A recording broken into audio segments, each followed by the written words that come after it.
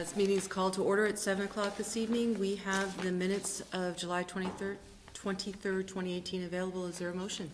I move we accept the minutes subject to modification. Second. One note, it's 2019, there's a typo. Forgive me. That's my fault for how we get 2019. Let's re-amend that motion. Is there a motion for the minutes of So July amended and 19? moved. I'll second. Okay. All in favor? Aye. Well, Any opposed? Aye. Okay. First page. no.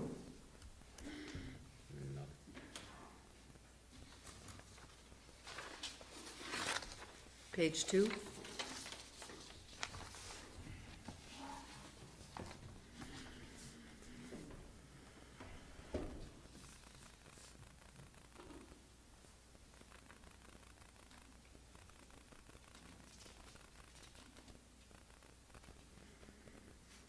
Page 3.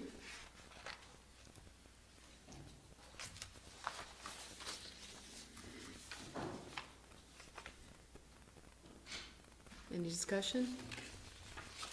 All in favor? Aye. Any opposed? Any abstentions? One abstention. The ayes have it. According to state statute and select board policy, the board must take time for public comment at each regular meeting. Members of the public may comment on any topic. Do we have anyone who wants to speak this evening? Just a question. Certainly. Will there be an opportunity to speak during the discussion of the speakers? Absolutely, Mr. Meese. Thank you. You're very welcome. Moving on, we'll hit the purchasing policy update. Is that anything that Rick or, oh, hi, hello. Shirley, our finance director, will Thank you, Ms. address this Shirley. topic this evening. So I was just going to walk you through the highlights of the changes in the policy. The objective changes were just to really more modernize the policy. A lot of the wording is just different, but covers the same objectives that were there before. Under the general policies, some additions were just about invoices and what we expect for support, multi-year obligations like leases or debt, of course, need to go through a different process. And then we added a reference to the conflict of interest policy in regards to purchasing, which just references our current personnel policy, employee conduct and ethics policy we have now. Added a new section on credit purchases, so that's when we go to a vendor and open a credit, so they will bill us, which wasn't there before, and just guidelines for departments. The pricing guidelines, we just, Eric had actually pulled down several town purchasing policies and did a little matrix of the different limits. And so use those as a reference for updating the policy limits that don't require quotes or we need verbal quotes. And then I took the total of the town general fund expenses, subtracted out those things like salaries and debt, things that were not negotiable, not purchased, if you will, to look at those limits as a percentage of those spendable dollars, and every one of them is still well below 1% of the budget, so still very reasonable. The next section was, we added a section on sole source purchases, which wasn't there before, but there were times when we might, not even sole source, I'll give you an example, like when we're purchasing computers. We might want to stay with, if we're purchasing Dell, since we also use an outside vendor, we might want to stay with the same Dell product line for efficiency and operation for both us internally and for our vendor. So we would still look at pricing, but if there wasn't a huge difference, we might just want to stay with the same product vendor to make our operations more efficient. Do you have any question? Sure, go right ahead. One thing I, for lack of better words, picked up on this is it's the department head makes the decision. And does it make sense, I don't know the answer to this, but does it make sense for that decision to be checked By the town manager or finance person? by a second party who might, just be like, well, in this case, I'm not so sure, that type of thing? Absolutely, we can add something. I post it more as a question than a demand. I think it's a good point. I think just to have somebody else looking at it and saying, okay, is this reasonable? Is this really a sole source purchase? Yep, absolutely. Okay, good, thank you. One of the reasons for looking at the purchasing policy in the first place was based on the auditor's comment last year to raise our capitalization limit for our fixed assets. So hence, the new section 12 addresses that. And the other thing that came up with Rick and Eric and I were just, we needed a section on emergency purchases. I'm sorry, back to capitalization thresholds. Yep. Every year when we go through the budget, Rick presents the capital budget and explains what is in the capital budget versus the operating budget. And I just want to make sure that what's here under section 12 is consistent with, how we do our budget every year and what's in the capital budget. First of all, does that question make sense? Absolutely, it does. So, Rick and I haven't chatted about that yet, but that is my, from prior experiences, that capitalization threshold would be what we would then use as the threshold for capital purchases, and everything else under that would then be expensed and not Okay, capitalized. good, thank you, enough said. No, that's- With that, okay. The last section we added was just about the documentation, which covers the retention period required under the Vermont statutes, just because we didn't have a reference for that before. I'm sorry, can we go back to, emergency purchases? Yep. It says, the first sentence, the select board may award. And is the select board, again, this is a question, don't know the answer, the appropriate entity, or should that be the town manager? Particularly if it's an emergency, Right, to assemble the board to make it, yeah. you're getting a bit to my point, yes. Well, maybe we need to reword a little bit, because now go down to the paragraph. Okay, It says the town manager or designee shall approve all requests for emergency purchases over 15,000. The town select board shall be notified of purchases under this section within 48 hours. So maybe we need to reword that first sentence. okay, good. I mean, not good that you need to reword it, but good, thank you for. Yep. Yeah. The select board do have to have a role in that, that whole process, so. Okay. I just, well, two things. I don't want us to be, having, as Gordon was saying, having us be an impediment to making a decision when it really needs to be made quick. Right. And the other piece is sort of, at least my feeling is, and I'm sure everybody else is, trusting of staff, particularly in these emergency type situations. Agreed? Yep. 100%. That's it for me, yep. Yeah. Does it sound like you've got a few things we want to go back and tweak before we do any motions? Yeah. Is that correct? Correct. Thank you very much. You're welcome. Rick, we're quite ahead of things, but are we all right to go on to the North Williston Road speed table discussion? I know Bruce was coming. I got him today. Yeah. Okay. I guess the answer is no. How about, are we able to do the ballot initiative policy? Sure. Could we all do that, please? This is, So, the select board's been approached resident petition-backed advisory articles for consideration at town meeting over the years. The idea of a formal select board policy or procedure covering these items was raised last winter. I believe Jeff brought that up during the budget process. The question before the board tonight is to discuss the nature of advisory articles and what, if any, formality the board want to put in place to address them in the future, for example, an operating policy.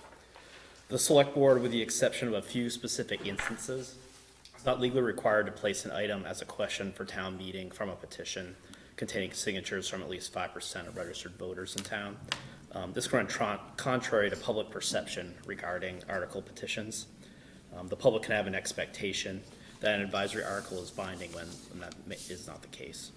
So in the past, the town's placed these non-binding advisory articles on the town meeting warning, most recently a couple years ago in 2018 with the state comprehensive energy plan question.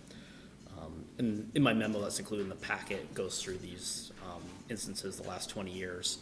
And the only one that was placed for Australian ballot was regard to the traffic circle question right outside here at North Williston and Oak Hill Road.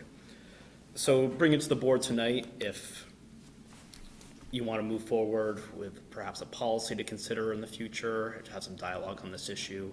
Staff's just looking for direction from the board. If there's any formality you want us to take. And then the next step would be to put a draft policy together and bring it back to the board. And included with your packets a number of resources, some of the LCT resources and some Supreme Court decisions regarding issues with this over time.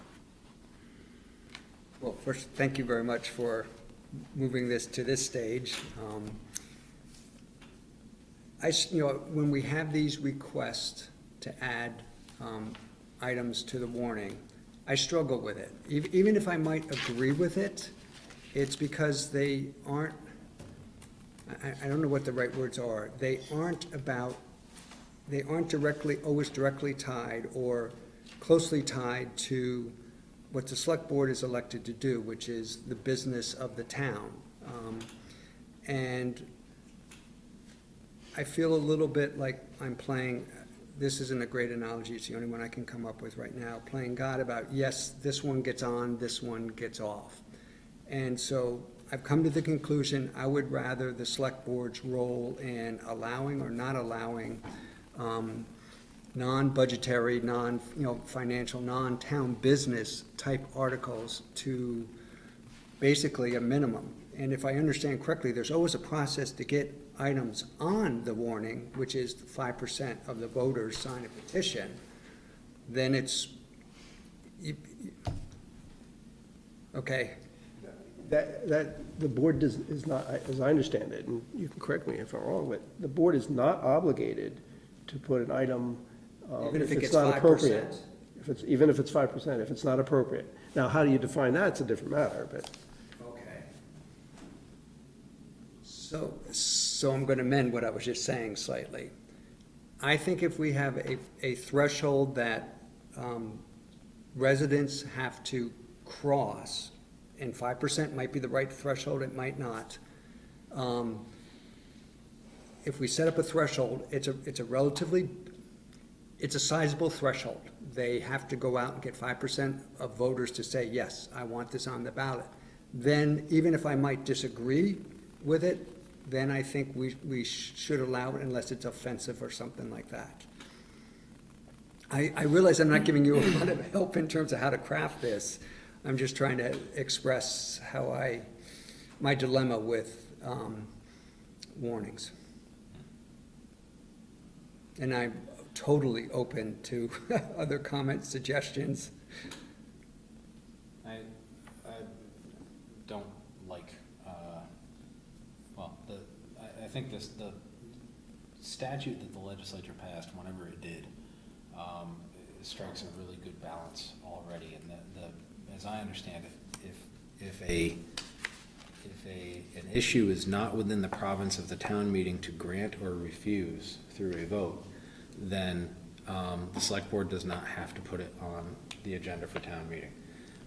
Conversely, if it is an issue that the town meeting does have the ability to grant or refuse,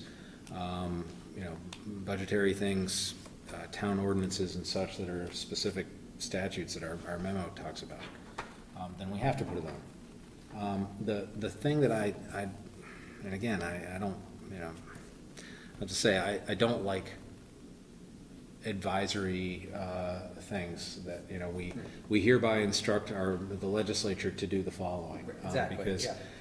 we don't have any power to instruct. And the wording, we can't dilute it a bit when we're bringing something in a meeting where it doesn't have anything to do with it.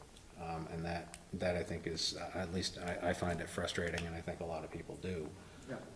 If we want to talk about, whether, whether there should be a new pet ordinance that we had a couple of years ago, well, that's fine, because the town does something about that. But if we're going to be talking about, a UN resolution, well, I don't want to be there for that. Okay, That's my position. So I don't think that we should, and frankly, I think if it ain't broke, don't fix it. I don't think we should have a policy on it. Oh, interesting. If there is an issue that comes up that is of such gravity, then we have the right, the select board has the right to weigh in our own discretion whether to put that before the town meeting.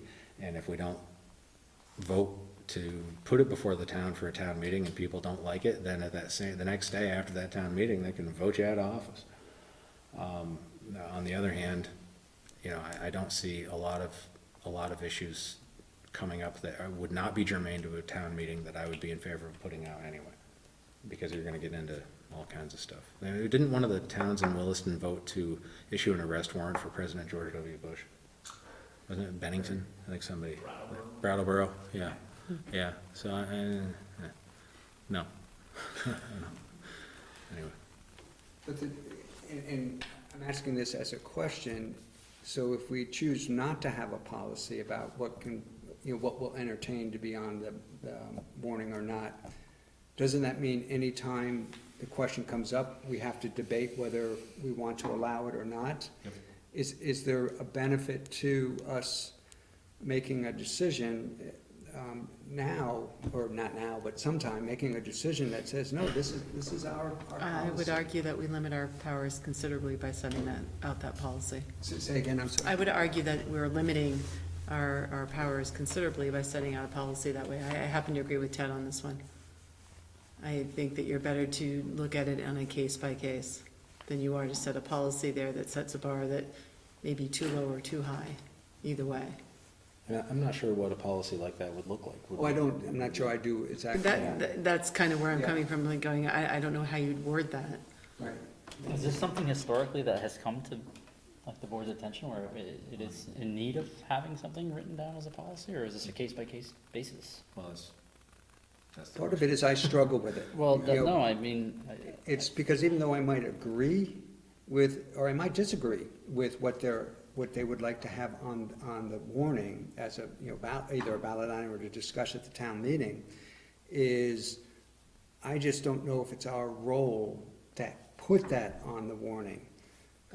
Wouldn't that be easier, and Rick, I do want to hear your comment, wouldn't that be easier to vet amongst the sitting select board as opposed to trying to create a policy that sets that bar? And that is a valid point. I mean, right now, Every year you've got there's an a new extremely, select- you've got an extremely reasonable select board. I would like to think that continues, where you've got, no matter what, everybody seems to be considerate and listening to views. Rick, you were gonna make a comment? Well, two things. First, a policy is subject to change by any time by the select board to begin with. So it doesn't carry a whole lot of weight. It's certainly nowhere near the weight that an ordinance would carry. And secondly, if the board tends to be inconsistent in allowing certain types of issues to come before, to be voted on either at town meeting or by Australian ballot, and not other issues, and these are discretionary items I'm talking about, then you increasingly are subject to challenge in court. If you're consistent one way or the other, then you're okay, but to the extent you're inconsistent, that creates problems. So would a policy help us be consistent or not? I'm not sure it has much of an impact one way or the other. Okay. Any further discussion on this? No, what I'm gleaning is there's some concerns about having a policy, and I don't think there's support for it, so no, I'm I mean, I'm fine. happy to kind of go through. No, I just, Oh, okay. my goal here was, I angst over this when it comes, we get, sometimes they're friends in the audience, looking at me, expecting or hoping that I will vote in favor. And if I could eliminate that by taking this, this action now to have a policy, I would find that helpful, but what I'm hearing, there's more liabilities to a policy than there are benefits, so best stay away from it. Are we appropriate now to go back to the speed table discussion? But Oops, I'm thank sorry, you my for putting apologies. together the information. Yeah. Thank you, Eric, appreciate it. Still, it's at 7:35, but it's 7:25 since. Everybody all right? Bruce, if you don't mind coming forward, we'd love to hear what you have to say about the speed table, please, and thank you. Actually, I'm going to start off the discussion, if that's okay. No. Yes, please, thank you. Bruce is relieved. So I've prepared well, we do have a memo from Bruce, and I also prepared kind of a report for the board on this. And I want to start off by providing you with our recommendation, which is that the speed table that has been placed down on North Williston Road, just south of Fay Lane, should be removed before the end of October. That speed table was installed as a temporary table to begin with, and so we would be probably wanting to remove it anyway before winter, but for reasons I'll get into, I'm going to recommend that it not be reinstalled even after the winter is over. And then we can talk about what the options are and what we do next after that. The table that we installed was, as I said, a temporary speed table. It was installed towards the end of July, right around July 22nd. I'm not sure the exact date. This installation was part of a general recommendation that the select board approved in May of 2018. And so that was a unanimous vote by the select board that approved a group of preferred alternatives. That decision had been preceded by a number of public comments, or public hearings. There were 3 separate public hearings, starting in May of 2017. There was another one in December 2017, and the third one in February 2018. And then, of course, the board had a detailed discussion on this in May 2018 before they voted.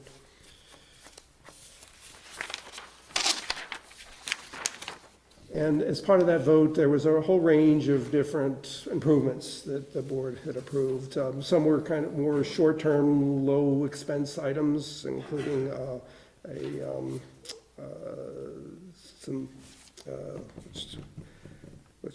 centerline rumble strip. As you remember, we had some issues with that when it was installed. Some chevron signs at the corner of North Williston Road, where there's that sharp curve as you're heading north before you go down the hill. The speed tables, of course, was part of it. Some pedestrian cross signals at the intersection of North Williston Road and Mountain View. And a separate decision, but related, was a stop sign at that same intersection. Almost immediately upon installation of the speed table, we started getting complaints. Obviously, we got complaints from nearby neighbors, but we also got complaints from numerous motorists. I list some of a host of the various complaints that were received. We also, I should say, to be fair, received a couple of positive comments as well. But I would say the majority were negative. When the staff had presented its recommendation in May of 2018, we had recommended, I believe, up to 4 speed tables along North Williston Road. I think the consultant had a potentially much higher number. I think I heard the number 11, but I don't know. One of the reports was as high as 11. Yeah. So that would be kind of absurd to put that many, even if they were truly effective in the way they were intended to be effective. But in any case, the table, one of the complaints about the table is that it wasn't, an asphalt one would have been better. And I think that's partially true. I went over, just coincidentally, a speed table in Essex Junction that was the exact same proportions of the one we have. And you felt it when you went over if you're going too fast, for sure. but it felt a little different. Didn't feel as imposing. And that's important when you hear some of the things that have been happening there. It's kind of black and it looks very different than the asphalt, because it is different. The effect when you go over it's the same as an asphalt speed table, but it looks very different. And so what you're having is cars are coming up to it, some cars, and coming to almost a complete stop, and then going over it. Other cars see it as a challenge and speed up. And some cars go over it and at a normal speed and then they're angry that it's there and will burn rubber after they have gone over it. It's shown a lot of bad behavior, bad practices, which are happening regardless of whether there's a speed table or not, but certainly it's bringing out showing the worst. Unsecured loads and trucks, unsecured trailers, people not paying attention. We had an accident there, I think it was last week. A car came to a stop, and the cars behind it weren't paying attention and were following too closely, and there was a 3-car pileup because of bad behavior and improper driving techniques, and the speed table was certainly part of that mix. Let's see. So as I said, my recommendation is that it be removed, and I don't believe that we should, in any place along Williston Road, North Williston Road, I should say, put in another temporary speed table. I think we need to evaluate the recommendations of speed tables and have another discussion once we get some additional information about speed. We have been measuring speed during the time period it's been there. I just today got a report from the police. I do not have the report from the regional planning, which also put out some speed tubes. They're gonna have to redo it because their speed data was not good. I guess one of the tubes got removed by someone or somehow, and so the data was lost for that time period it was removed. So that study will have to be redone. But as I said, our recommendation is to not put any more temporary tables.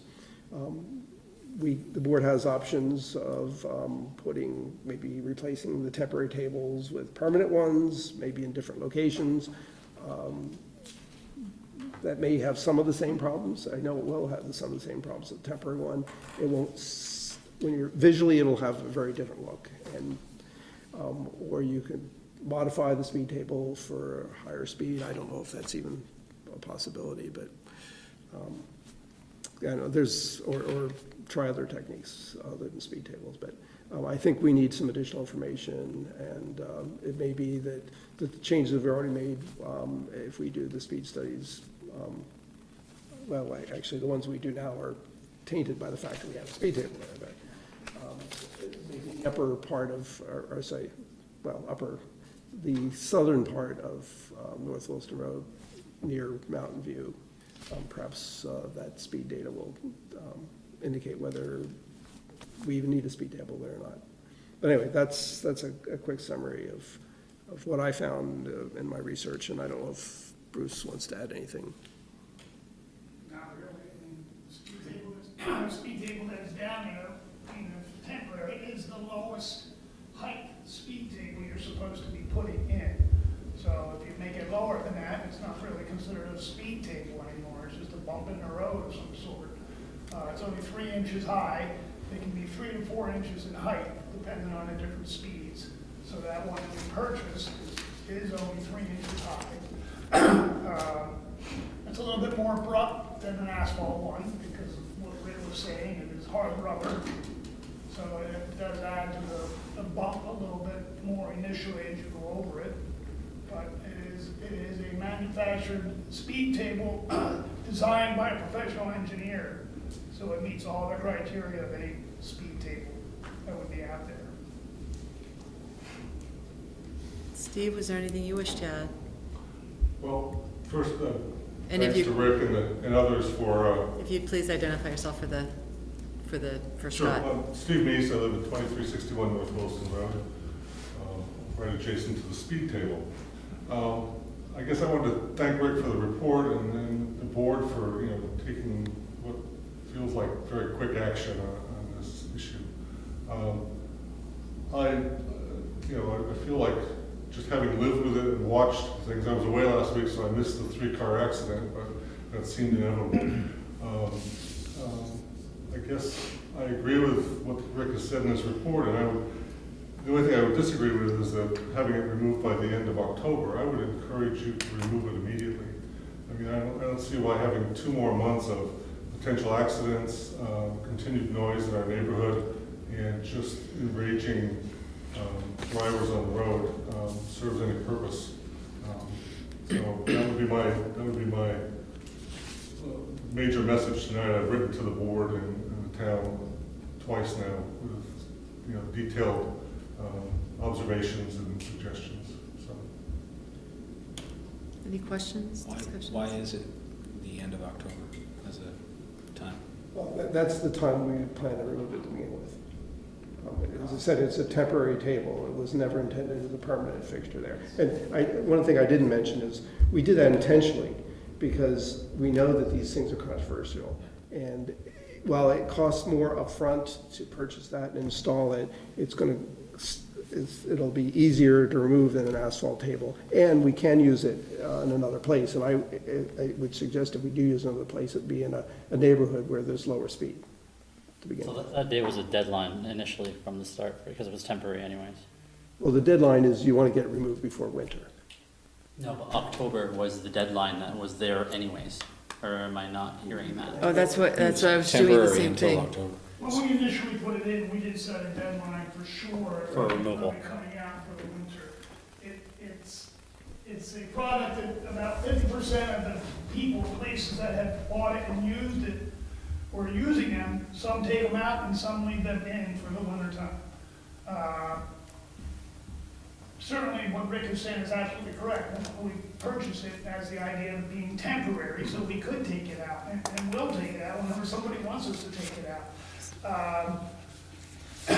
The only thing that happens if you don't take them out is you void the warranty.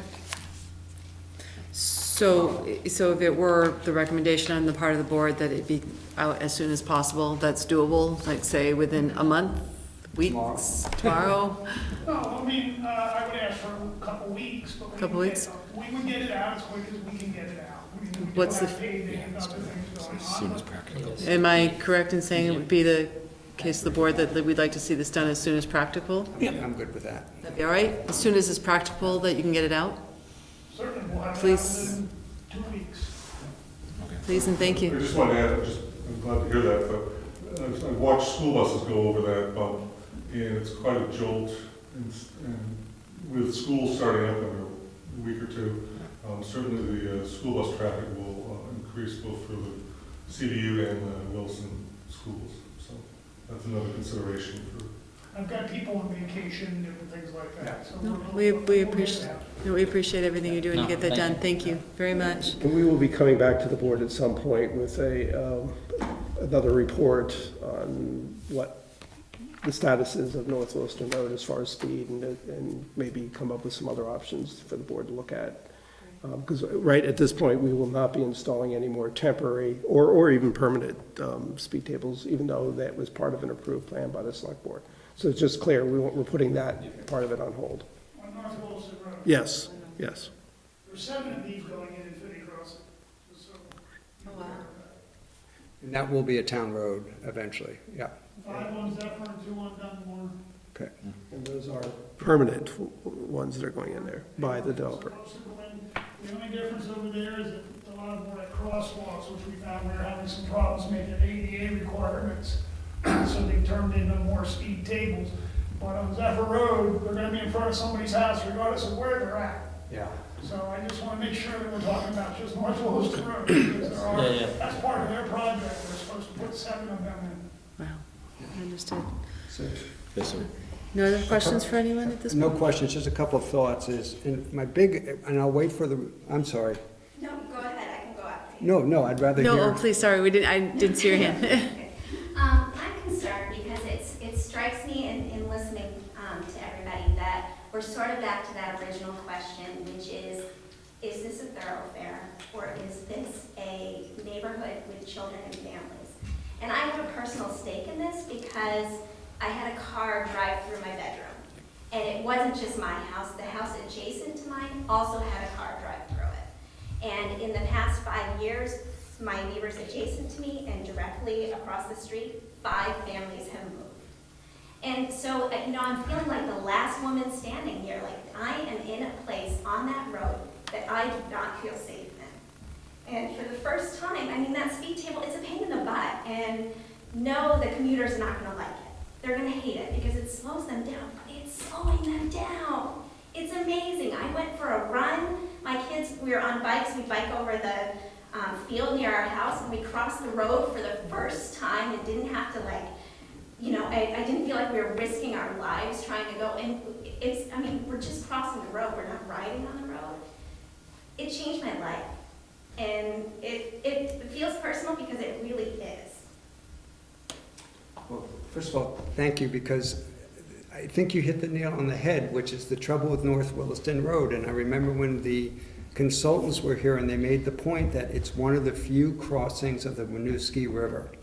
And because of that, it is going to get a lot of traffic. So we have this issue with regional traffic wanting to make it into a connector, and the town wanting to, I shouldn't say the town, some people in the town's preference that it stays more of a rural neighborhood type road. And how do we resolve that conflict? I don't have an answer for that. I was hoping that the traffic calming measures that were being recommended would work. Now we're hearing concerns about one of them, that it may be working in a sense, but it's certainly not working in other senses.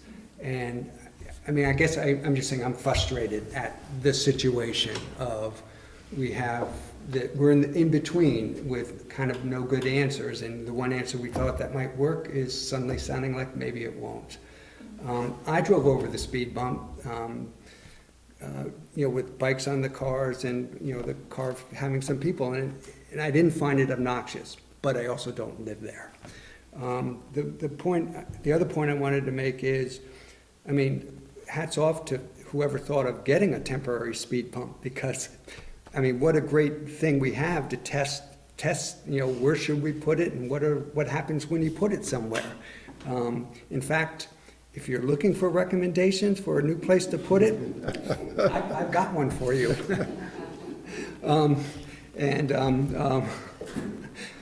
So I don't know what else to add, and thank you, because you stated it very eloquently, as did Steve. And I also want to add that I feel like it's really important to collaborate with residents too, because I think another thing that I'm hearing is this speed table is really functioning as a speed point. So yes, people are slowing down when they go over it, but they're speeding up coming out of it, and they're speeding up going the other way out of it. So unless it's a speed zone, it's a zone where they're slowing down. It's not really, in my mind, it's not really functioning to its intended purpose at this point. Maybe we should ask Bruce if he would remove the pavement and turn it back into a dirt road. That creates a whole other set of problems. Dust, for one. I'm just staff, so you don't do that. The facial expression said it all, Bruce. And along with that will come a new truck to apply chloride. Yeah. Jeff, you were on the right track. You deterred there a little bit, but that's okay. What's that? With the dirt road, I said you were on the right track for a little bit, but then Yeah, then I deviated too a far. little bit. Again, yes, thank you. This is a hard one. I went down. I live on Oak Hill Road, but I travel often, and it's a foreign barrier for sure. It's not one that I don't think you see a lot of, but it's kind of a catch-22. You want to slow the traffic down, but you also want something that's going to be functional to move traffic as well. So I see both sides of this. I certainly think being reevaluated and looking at what are some other alternatives, but I certainly would be on board with, I think, I'm not going to speak for the board, but getting that, removed and looking again to see what are the alternatives to put something there, or is that the correct location? I don't know. Yeah. I need more information myself. And I'm not opposed to trying the same temporary speed bump on a different location on North Williston Road. Different locations, let me make that plural. Say, I'm very sympathetic to what you're saying, and I'm sympathetic to Steve too. I mean, I've been over it enough times. It's loud and it's cumbersome, and I certainly wouldn't want it outside my front porch, but on the other hand, I wouldn't want anything. I wouldn't want nothing. So I totally get that there's gotta be something that can be found that can help in that. Yeah, we gotta keep trying. Any other comments, discussions? If folks are on board with the board, then they can concur with the recommendation. Following the motion suggested. I'd modify it a little and say, I'd move that the select board instruct staff to remove the temporary speed tables as soon as practicable and reevaluate the placement of speed tables and other traffic calming measures on North Williston Road. Is there a second? I'm good, thank you, I'll second. Any discussion? All in favor? Aye. Aye. Any opposed? Any abstain? Ayes have it, motion carried. Thank you. Thank you. We gotta keep trying. Yes, please. Just a process question. Is there a way to expedite the process for the discussion of alternatives to that speed table? I don't know if there's a timeline for when you're going to discuss it. It just feels like removing it is that. Usually goes on your list of, I can't give you a specific date. We'll try to, we won't push it too far out. But we do need to do a little research too and fit it in with the board's schedule.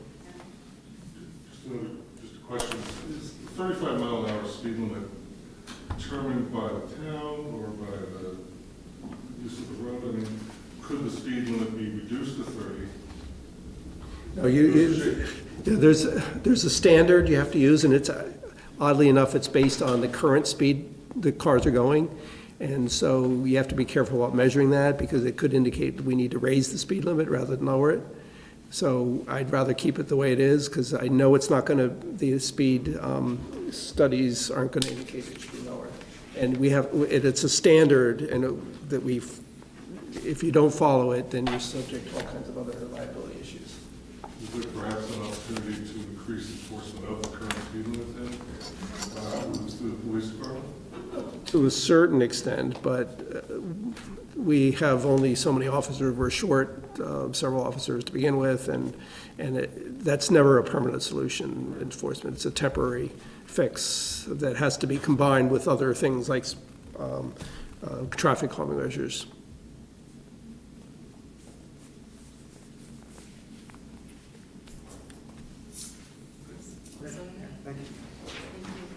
moving on to the charter change discussion. We've got a memo from Eric. Eric, if you'd be willing to walk us through that, please. Sure.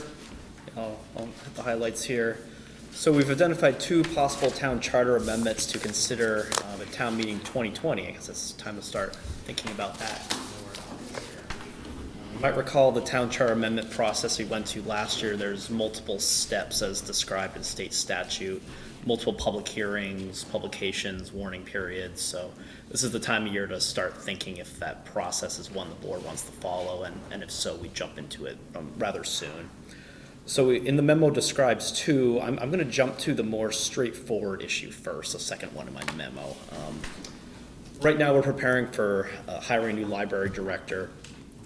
And it was discovered as we were preparing for this process, the town charter is contradictory about hiring authority for this position between the town manager and the library trustees. The charter gives the town manager authority to hire department heads, library director being one of them. The charter also outlines the role of library trustees. It states the trustees have full power to manage the library as allowed under state law. One of the powers allowed for under state law is the trustees may hire a director. So there's a conflict in language there. Both parties have worked well together in the past in hiring a director, but formalizing the roles in the charter would be advisable, just so there's some clarity there. I can go on to the second point now, or if the board wants to discuss this one first, whatever you prefer.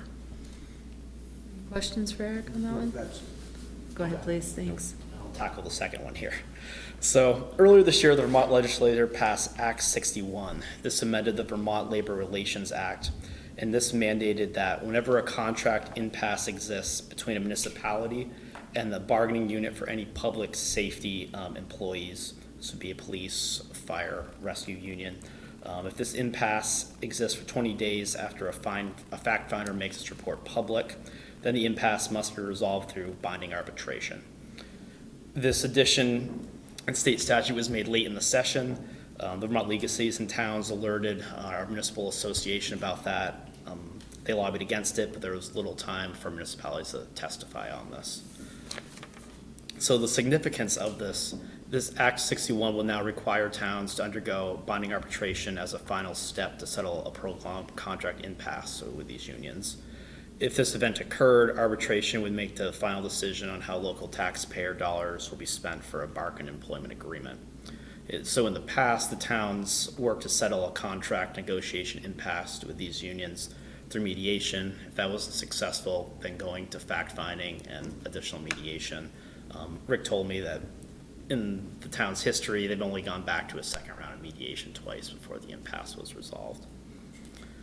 Before the adoption of Act 61, proceeding to an arbitration panel would have been a voluntary decision by the select board as a deciding entity, or an arbitration procedure for these circumstances could be adopted by ballot item by the voters here. And one piece I don't have complete clarity on, I'm trying to get some resolution from VLCT.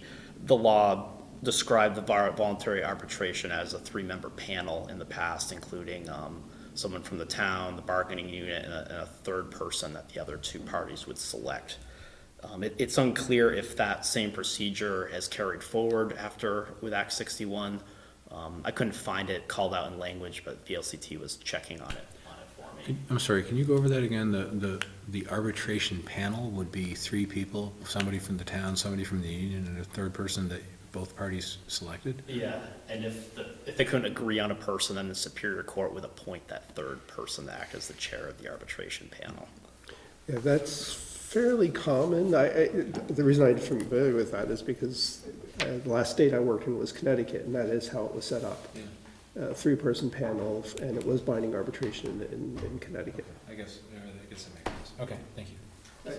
One note, though, I will say, in Connecticut, they had a panel of arbitrators. The panel was appointed by the governor, and the Democratic governors, well, I shouldn't say parties, but anyway, governors tended to appoint, how do I want to say this, people who were sympathetic to unions because as a party favor for supporting their candidacy. Yeah. And so that's one of the concerns that we had in Connecticut, and that's just one of the concerns. Yeah, I get it. So that was the prior practice, and I'm unclear by reviewing the former language and the current language in the act as adopted if that panel procedure would still take place or it would just be one independent arbitrator. And talking with VLCT, it sounds like as this was passed at the end of the session, a lot of those procedural details weren't necessarily worked out and there was some gray area. So that's the framing of the issue and the policy consideration for the select board to think about in means of the town charter is this is an issue the board wants to put to the voters about how this would be handled. A charter amendment could be considered. The charter amendment would ask whether they agree with this requirement of Act 61 by disagree with it rather, if the town should not use binding arbitration to settle a prolonged contract negotiation impasse. If the voters approved, however that question was phrased, probably a better way than I just phrased it, the legislature would essentially have three decision points they could make. The voters have approved the charter amendment, so it goes to the legislature, starts in health, government operations. The legislature could accept that charter amendment that's voter supported and be something for different than Williston that is adopted in state law. And the second piece is they can reject the charter amendment. Third, this could reopen this binding arbitration issue for municipalities to consider. I know that might be more of a stretch, but the other thing we were thinking about is, if Williston puts this to voters, we could reach out to some of our other colleagues in other municipalities if they were to have a charter amendment too. And it brings more of a coalition approach that this is an issue that municipalities feel strongly about to the legislature to think about.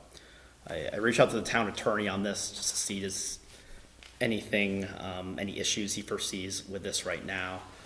He didn't see anything that would cause him concern at this time. He'll let us know if he thinks anything else, but the question of the select board is, knowing this issue, is this a vehicle through the town charter you may want to put to the voters next month? Any other discussion, comment, questions of Eric? No, I'm supportive.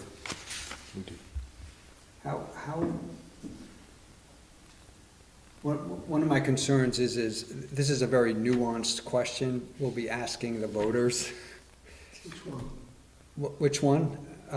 More about the binding arbitration versus mediation than I think the library director.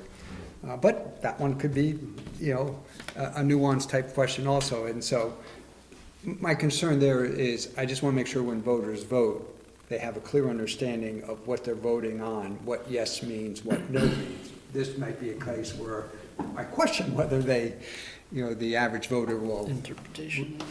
be able to understand the issue. Take their time. It'll take some care in crafting the wording of this for sure. Selling it, to me, seems pretty easy. You just say, do you want the town to make these decisions? Do you want some outside independent party that has nothing to do with the town of Williston making those decisions? And the other point is, we've never got to that point. That, I guess that argument can cut both ways, but I think that, in my mind, it tilts the playing field a little bit towards the union, which is why the unions supported this right from the start, and the towns didn't. But as a charter change, it would have to be approved by the legislature anyway. Yes, Oh, okay. right. That's the little bit of the rub that Eric was just talking about. So the issue with binding arbitration is that it tends to, well, as you use the term tilts the playing field, I might say it tends to favor one side over the other, which is it's not the outcome you want. You want the outcome to be fair, to support neither side, or support both sides equally, or support neither side equally. Plus, it jumps to arbitration much sooner, right? You only have 20 days after the fact-finding report is issued, and only once did we get to fact-finding, and after the report was issued, we went back to mediation. It takes a little time to set that up, and it takes a little time to read the report and digest it and figure out what you're going to do, so 20 days is not a whole lot of time. The next step, it sounds like the board wants to further pursue this. We can prepare what that language would look like for these items. Didn't go into library director specifically, so let me know if there's a different direction you want to go there, but we can prepare this language, then the board would need to review the language, and we'd schedule the first public hearing. Probably we'd want to do that in September, October. I'll look back at the timeline from last year. The language will be coming back pretty quickly. Yeah. Yeah. And in the case of the library director, will you work with the library board, Friends of the Library, or to come up with what the approach should be, or is it more that, no, we're going to suggest, for instance, the town manager, because of his role as hiring department heads, with input from? I'm certainly going to have some sort of discussion with the library trustees. I'm meeting with them on a regular basis now. I can imagine, yes, of course you are. So, now's, in a way, is a good time, because we're going through the process right now.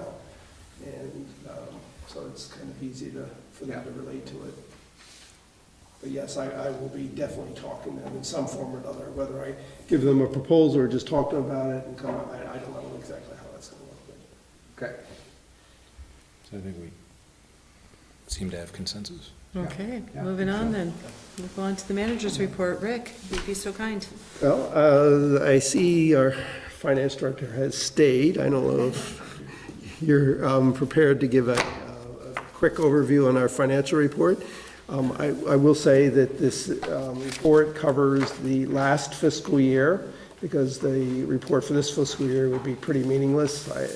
I will also say, and preface Shirley, I'm sure would say it as well, this is pre-audit, so these are not final numbers that you're seeing here. There likely will be adjustments, but this does give you a fairly good idea of how we ended the fiscal year, right? I think Rick, and you read my narrative, so I won't repeat it unless you have questions, but, and I think Rick has said it, I mean, there's a few significant entries, I would say, are not posted, like the year-end payroll accrual. We don't have the last local options tax payment. I don't know what that is yet, so that will, you know, have an impact on revenue. But if I think about the things that haven't been posted that I'm aware of, because I'm still working through the year-end process and not sure of everything that's in front of me still, but I would guess that the, even though the general fund is showing net expenditures, I think we'll probably see that turn around. And water, sewer, stormwater have excess net revenue over expenses, and I don't expect that will change much, even though I still have to do their payroll accrual and look at the receivable balances to determine any year-end entries. But I think we have used a little of the fund balance for the Catamount purchase in the numbers right now. So, you know, that possibly might be subject to change by the time I get done year end. But I don't think we're going to use all of the reserves that were in the budget to begin with. I don't even think we'll come close to it. Comments? So it's all good news, it sounds Yeah, like. looks like it. We're going to have some decisions to make when we get into the budget about the fund balance again, and we'll have to maybe think a little differently, because we're not bringing that down like we had hoped to bring it down. Which is not a bad thing, especially. What a bad problem to have. Yeah. But, you know, there's some things we can look at that may be a little bit different that will help. Because you don't want to become reliant on that as a revenue source.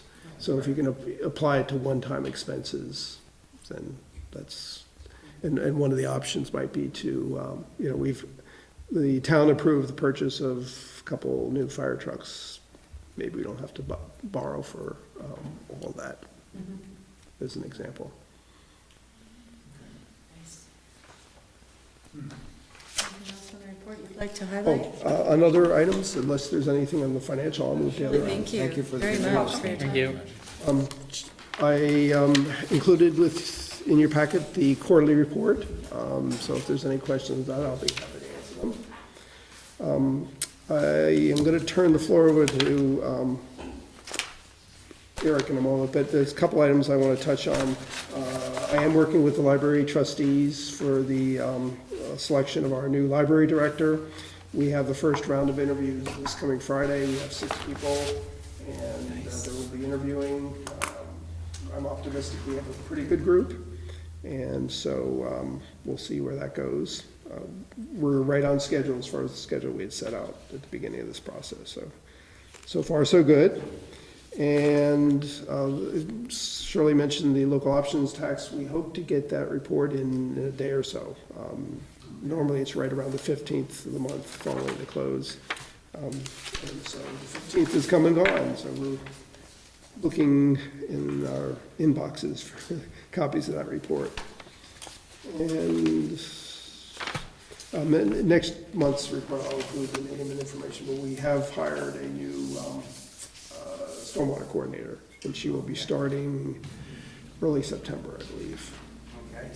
So, can you tell us any more about, no? Okay. She's from Colorado. Next month's, our next board's report, which is, I say next month, is only a few weeks away. We'll have more detailed information. Okay. And so the other 2 items, I'm going to look for you for some discussion and guidance.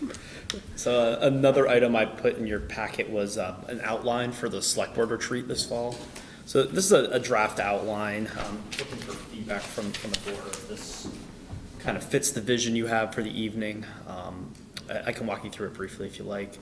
The first part would be a panel discussion on preparing for economic resiliency in the event of a downturn in the economy. I know recently this week in the news there's been some talk, is a recession coming? Kind of goes back and forth there. But this panel can discuss what policy considerations to take under advisement with some expertise from a number of stakeholders from different areas of economics, and help inform future policy decisions the town could make now with its current financial position. So I've listed 5 possible panelists here. I've heard back from everyone except Professor Latofsky at St. Michael's.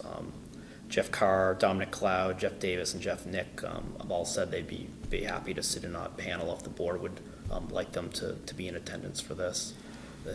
Kind of the moving goalpost right now is when's it going to be to kind of nail down all board members' schedules, potential panelist schedules, and anyone else that needs to be involved that evening.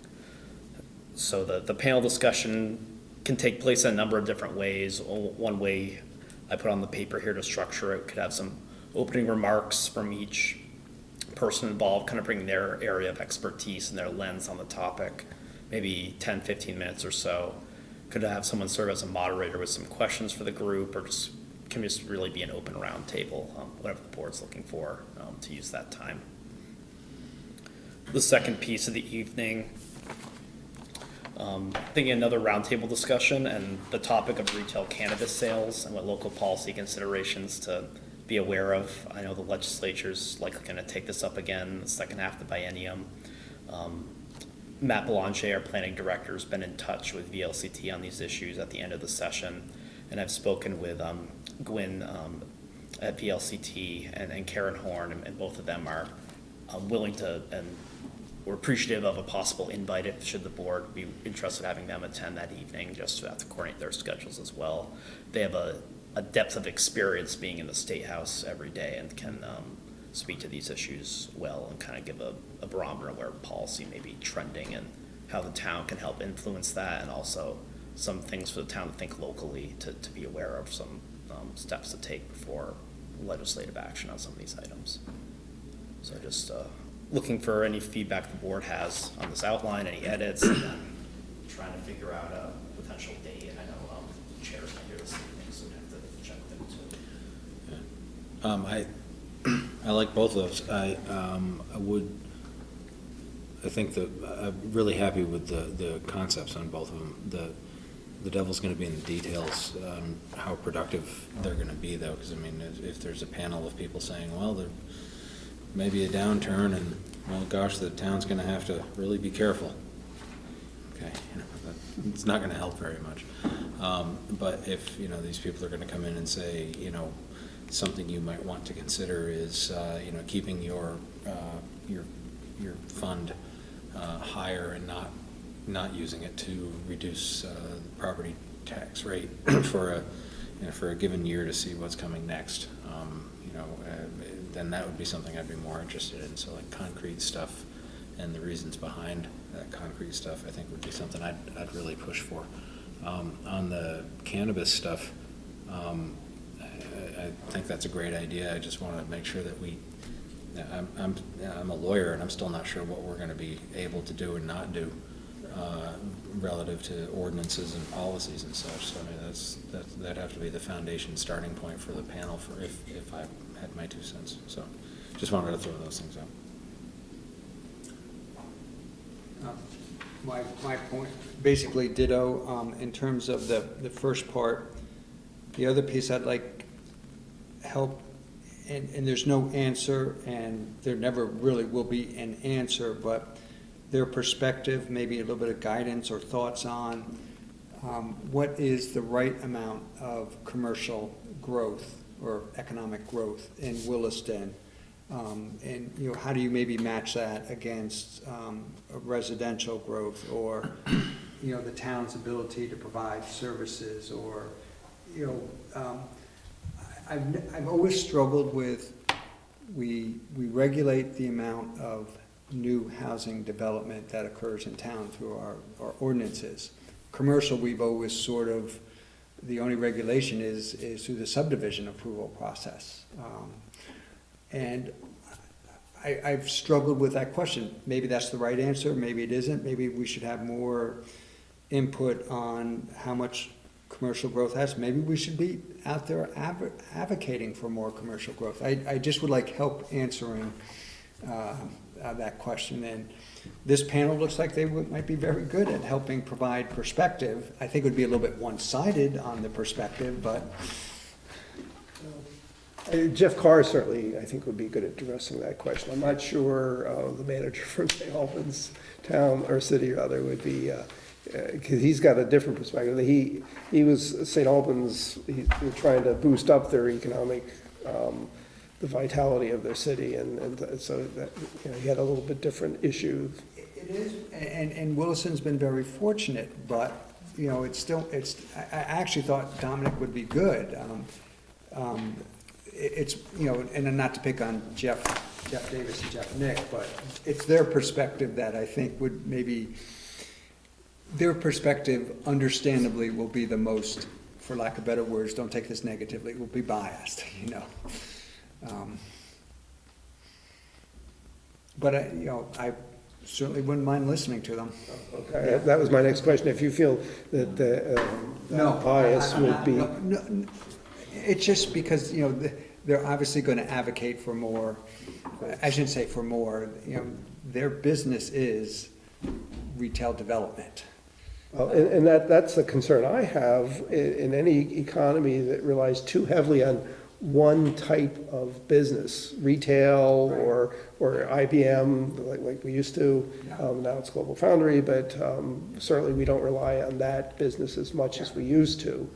But that was a huge concern, because if that one business goes under, what are we left with? Right. Or if the economy quickly changes away from retail, you know, retail big box stores, then we get another issue. It is changing, but it's not as quickly, and some of the big box stores are adapting somewhat. So that certainly, there's a question about the future vitality or viability of that model. Okay, good. So, it sounds like you're clearly on the right track. Okay, that's very helpful. Nicely done. Thank you. Is there, does it make sense to look at a calendar right now and think of any potential dates, or I should? No, I'll send we'll that do a out survey. afterwards. Okay. Very good, perfect. We'll pick a bunch of dates and try to narrow it down somewhat. Okay. Oh, and I had one other quick thing. Information technology update. We've been working with our new managed services provider, Open Approach, since July 1st. Report, a good partner to work with. So far, we're really taking a close look at our network, upgrading some hardware for security, and taking a look just kind of future planning with assets and security measures. One thing we have invested in recently is a software package called KnowBe4. It was recommended by VLCT. And what this software does, it allows us to send spoof phishing emails to staff. A phishing email is something where it tries to get you to click on it for malicious software to be installed. So it's pretty sophisticated. What we're doing, I ran a couple test ones to get a baseline. I think our average is maybe about 20% of the staff I sent it to, just in these two buildings to start, clicked on it. But they take kind of the most common phishing attempts the last couple weeks, and they craft their spoof emails from it. So all staff are getting different emails at different times, and one was saying like your FedEx package was delivered to the wrong address with FedEx logo, and it looks very legitimate. Others saying your airline tickets on United, you need to update your seat information or something. So it's a lot of social engineering going into these scams now, and we're aware in the news a lot of municipalities in the country falling victim to these ransomware attacks. So the information talks about really training your staff as really the first and last line of defense in some of these things, where they need to be aware of what it is, what they're clicking on. So we're trying to take a real proactive approach there. It also has training built into the software, so we can see if people are clicking on these. I can follow up with kind of a training video to kind of reiterate the things to watch out for, so we'll get some data on this. Too deep into the weeds, but does it also make it look like something is coming from you, but it wouldn't be really coming from like, your name, but on a different Well- on a Gmail account or something? Yeah, go ahead. You can, it won't, you can make it, you can spoof your name, but the thing to make it so they're not completely fooled is you change the domain that it's coming from. So even if you move your mouse cursor over the link or over the to from address, they can see it comes from bogus company 123 or whatever. But separate from what we're doing, we have received some, or staff has received some emails. In fact, one of them, I thought two of them were from me to other, well, supposedly from me to other employees asking for some information. And both employees saw right through it, fortunately. That's good. Two stories super quick. My brother is a higher end manager at GE Healthcare and some other stuff, and he said that they one of the companies he worked for, wasn't that one, but almost got taken for millions of dollars because somebody had enough information from the finance department to email somebody else about things. And there was a law firm in real estate law firm in South Burlington about 5 years ago that sent wired money after a closing. I was gonna say, this is the world we live in where, a friend of mine lost 130 grand. Yeah, and that's, and that was because the thieves had been monitoring the seller's else, so they knew enough to fool people. And the latest one that I called it 2 years ago that's happening is now fake mortgage payoffs. So in other words, you request one, you get it, and then 2 or 3 days before closing, you get an updated payoff that's usually for a lower amount, but the wire instructions have changed. So it's just incredibly sophisticated. Any other business on that note? Nope. Having no other business, we have a motion to adjourn. So moved. Second? I'll second. Any discussion? All in favor? Aye. Aye. Any opposed? We are adjourned at 8:15. Group. Good job. Very efficient leadership.